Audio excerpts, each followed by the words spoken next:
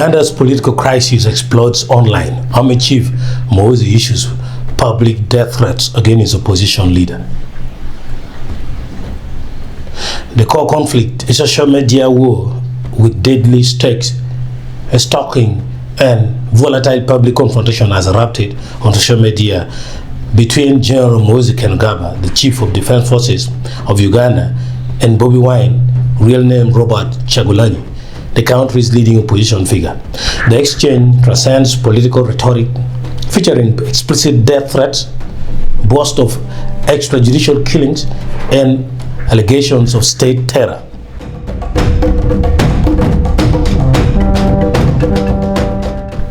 Key actor General Muhoozi Kainerugaba, position son of President Yoweri Museveni and serving Chief of Defense Forces UPDF.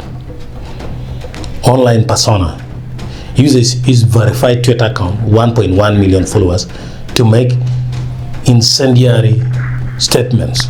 Key claims: divine mandate, declares himself a prophet of Almighty God, and claims direct descent from Jesus Christ through the legendary Bagisu, political prophet, boasts of accurately predicting his father's election victory, and vows to remove and extinguish the opposition no party.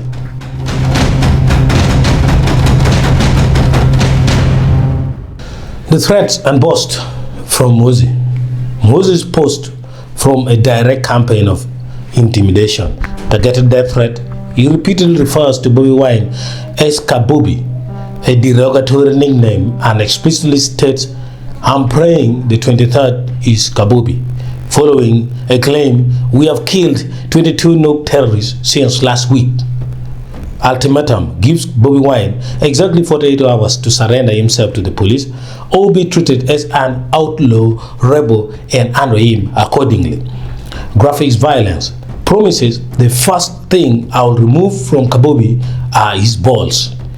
Shoot to kill policy announces a blanket order.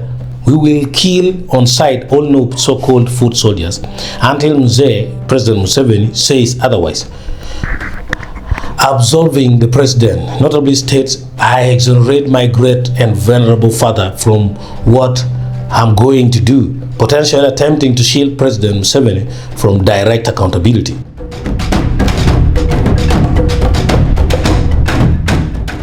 The response from Bobi Wine and allegations of state terror.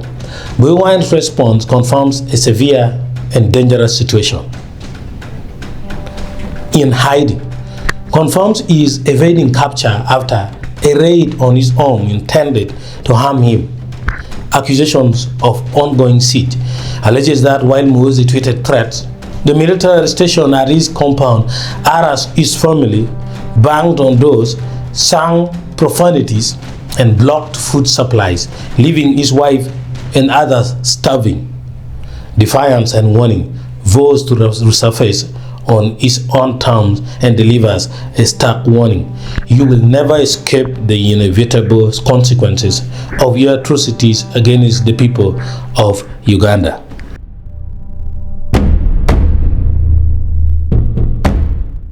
Broader regional and media context. Muhoozi's post also revealed regional diplomacy. He reaffirms Uganda's strong alliance with Rwanda, calling President Paul Kagame his beloved uncle. Attack on media. He attacks prominent Kenyan journalist Larry Madowo for reporting on the threats, accusing him of serving Western, that's Mazungu, interest. Damage control. He apologizes to supporters for a damaging report by Sky News, blaming it on a relative.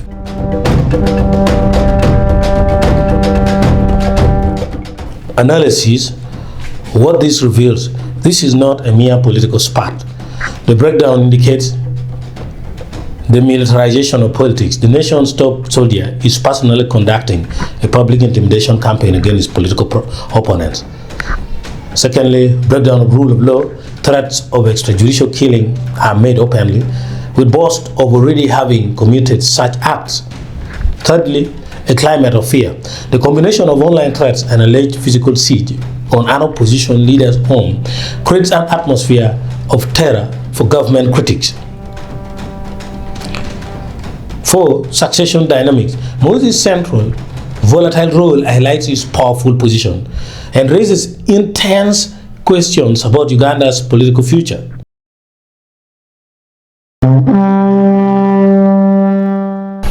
Conclusion. The online exchange between General Muhoozi Kainerugaba and Bobi Wine documents a severe escalation in Uganda's political repression.